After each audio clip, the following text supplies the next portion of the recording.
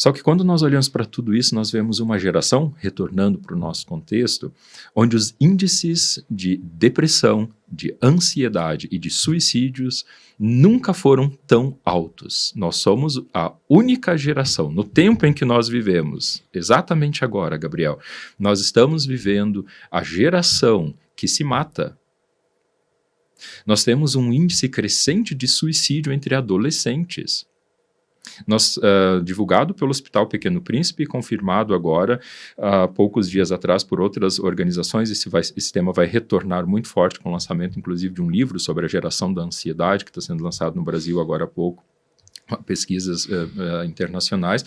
E nós temos um contexto que mostra nitidamente que nós estamos vivendo uma sociedade ocidental, nos países ocidentais, que está colocando fim à sua vida, que não entende, não consegue encontrar sentido e propósito, que se suicida. Nós temos um grande número de universitários deprimidos, depressivos e se suicidando, principalmente as pessoas que estão passando da formação de ensino superior para o mercado de trabalho, porque viveram numa bolha, num contexto onde as coisas, a nível de ideias, são fantásticas, mas o mundo real é cruel e não estão preparadas para lidar com essa realidade. Então, há um choque de realidade muito forte.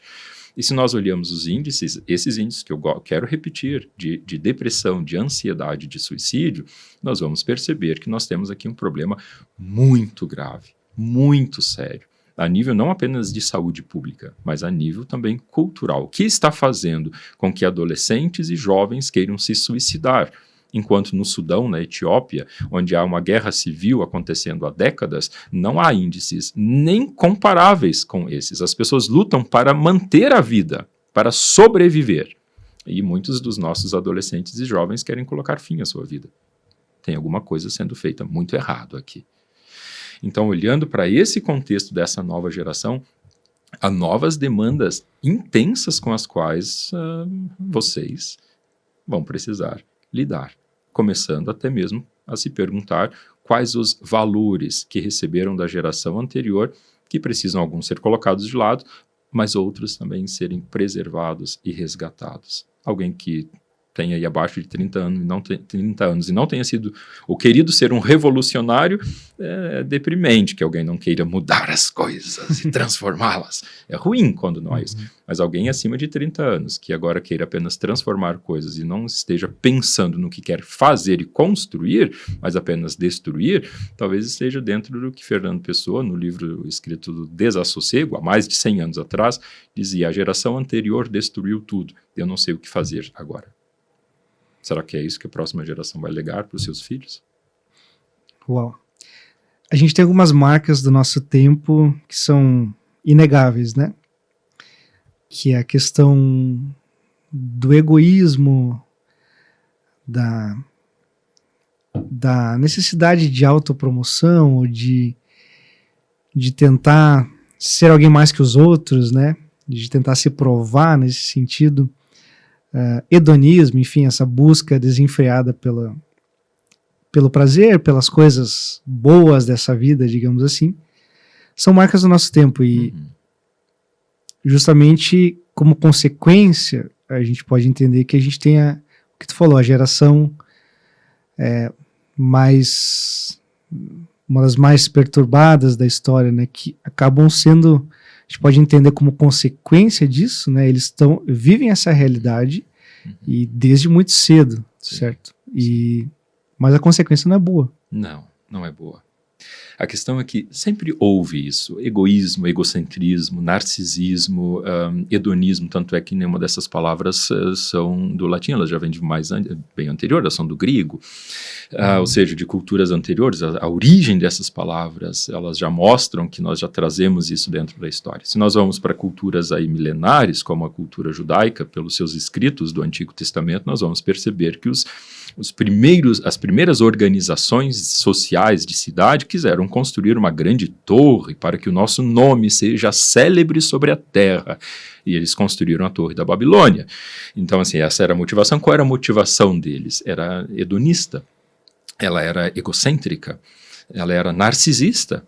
A motivação toda ali, eles queriam ser célebres.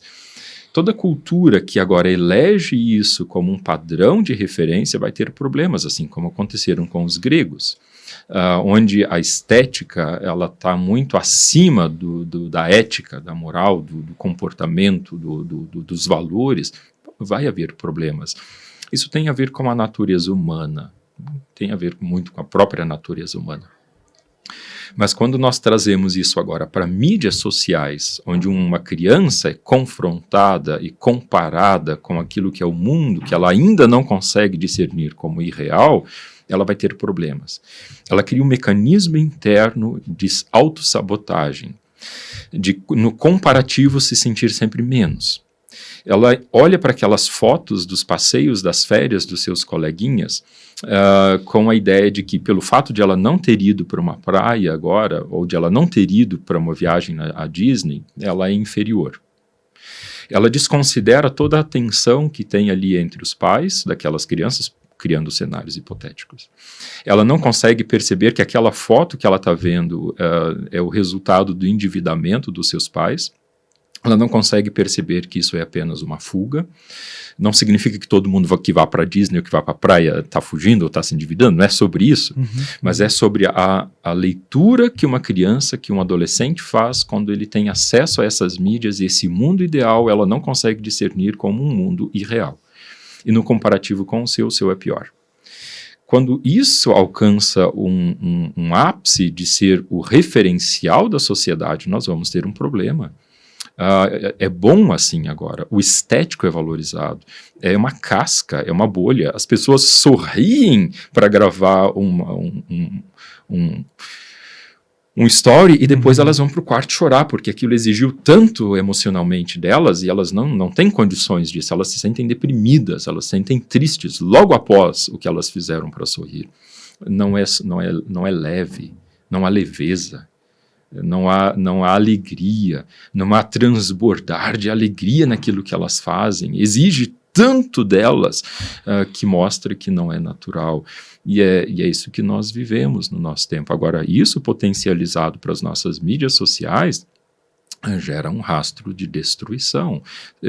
Esse livro que eu mencionei antes, A Geração Ansiosa, que está sendo lançado agora no Brasil, um calhamaço, quase 500 páginas, mostra exatamente essa tendência de que nós vamos ter demandas muito grandes para os próximos anos, principalmente por causa do período de isolamento da pandemia, onde então os adolescentes atuais aí de 13, 14 anos, 14 para 15, passaram praticamente 2 anos trancados dentro de casa, com o dedinho nas suas telas, entendendo que aquele era o mundo para o qual elas queriam voltar e não conseguiam.